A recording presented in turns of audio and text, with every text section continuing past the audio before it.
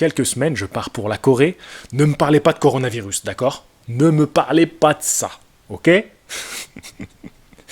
Donc je vais accompagner notre championne du monde IBF, Maïva Amadouche, qui va combattre la championne du monde WBA, Show-Mi. Le combat aura lieu à Séoul, dans une banlieue de Séoul, je vais vous mettre le nom ici. Je vais commencer par vous présenter la coréenne. Show-Mi, 29 ans, 17 victoires, 4 KO, un match nul. Elle est née en Corée du Nord et elle boxe aujourd'hui pour la Corée du Sud. Ce qui est intéressant avec elle, c'est qu'elle a commencé sa carrière professionnelle en 2008 et qu'elle a tout de suite combattu pour un titre, dans la catégorie des plumes. Elle va faire 7 défenses de titre et en 2013, elle va monter dans la catégorie supérieure. Là aussi, elle va combattre titre en jeu et 9 défenses de titre plus tard, elle va se retrouver face à Maïva Amadouche. Il faut savoir que Maïva Amadouche et Show-Mi, elles se sont déjà un peu chauffées sur les réseaux. C'était à peu près en mars 2018 et c'était Maïva qui l'avait provoqué sur Twitter. Show-Mi lui avait répondu. Alors ce qui est assez marrant, c'est qu'elles ne se comprennent pas dans la conversation, c'est-à-dire que Show-Mi lui répond en coréen, Maïva après lui parle en anglais en lui disant qu'elle ne comprenait pas, donc qu'elle devait s'adresser à elle en anglais, et ensuite la coréenne lui répond en anglais et elle lui dit « J'accepte ton challenge ». Maïva va poursuivre en disant « Alors on fait ça où? En France ou en Corée ?» Et là, après elles ont commencé les négociations. Maïva Amadouche, elle a 30 ans, 21 victoires, 17 par KO et une défaite. La seule défaite qu'elle a, c'est contre Delphine Person, qui allait affronter Katie Taylor en 2019 dans un combat très serré. C'est une super championne. Maïva débute sa carrière professionnelle en 2013. Ce qu'il faut savoir, c'est qu'elle a commencé sa carrière en léger. C'est là qu'elle va connaître sa défaite contre Delphine Person. Ensuite, elle va descendre en super plume, et là, elle est beaucoup plus épanouie, car elle va devenir championne du monde en 2016. Depuis 2016, elle aura défendu son titre 7 fois, et aujourd'hui, elle va affronter Show-Mi. Maïva, vous avez pu la voir dans une vidéo sur YouTube avec Thibaut InShape, où elle lui met quelques patates. Maïva, elle est aussi flic dans la vie de tous les jours. Vous voyez, elle rigole pas. Alors comme je vous le disais, c'est une unification de titres. Il faut savoir que très peu de boxeurs, que ce soit les hommes ou les femmes, ont réalisé l'exploit d'unifier les ceintures. Chez les femmes, j'ai retrouvé 2 boxeuses qui l'ont fait. D'abord Myriam Lamar, en 2005, qui avait unifié les titres WBA et IBF.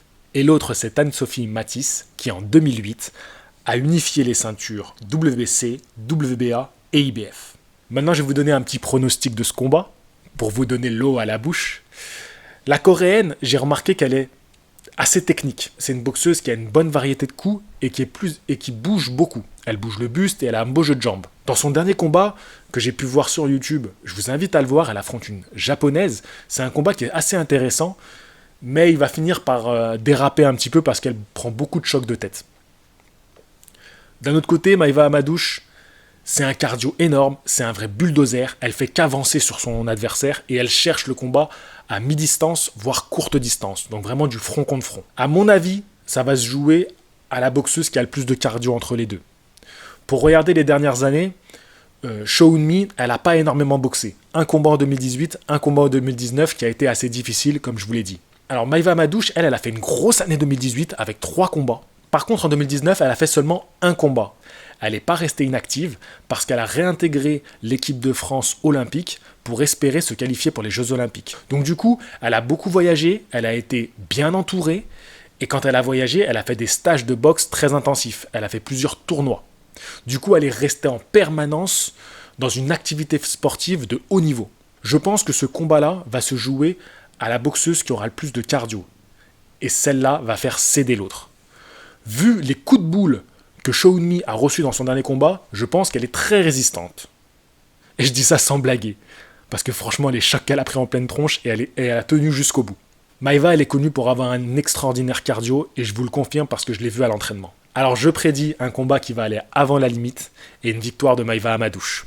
De toute façon, il faudra qu'elle ait cherché la victoire, parce qu'elle aura contre elle tout un pays, tout un peuple, et donc forcément, il faudra en faire 2 fois plus. Avec cette vidéo, j'aimerais m'adresser à la communauté française, déjà pour vous inviter à regarder le combat en espérant qu'il sera retransmis en France. C'est peut-être en négociation pour que le reportage que je vais tourner soit diffusé sur une chaîne en France. Donc ce serait vraiment génial, mais pour l'instant je vous dis rien parce que c'est encore en négociation. Mais j'aimerais surtout m'adresser à la communauté francophone qui vit en Corée. Je vous invite à aller voir ce combat, je vous invite à en parler autour de vous. J'aimerais aussi que des youtubeurs qui sont installés en Corée parle de ce combat. Ça oppose une Coréenne à une Française. C'est l'occasion de parler boxe. Vous savez, on a 2 autres champions du monde. Arsène Goulamirian, qui est d'origine arménienne. À chaque fois qu'il y a un combat d'Arsène en France, la communauté arménienne se mobilise. Ils sont présents pour venir l'encourager. On a un autre champion, Nordin Oubaali, qui est aussi d'origine marocaine. À chaque fois qu'il fait un combat, il monte sur le ring avec les 2 drapeaux. Le drapeau français et le drapeau marocain. Moi, je suis très fier des champions du monde français et j'aimerais qu'on s'inspire des communautés qui soutiennent leurs boxeurs, qui soutiennent leurs champions. Tous ces boxeurs, Maïva, Arsène, Nordin, sont français et je suis très très fier d'eux.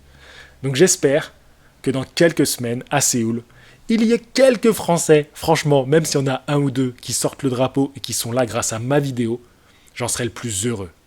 On peut passer sa vie à râler, ou on peut essayer, par nos moyens, de faire bouger les choses. Je vous dis à la prochaine. Fighting! Je vais te dire un truc que tu sais déjà. Le soleil, les arcs-en-ciel, c'est pas le monde.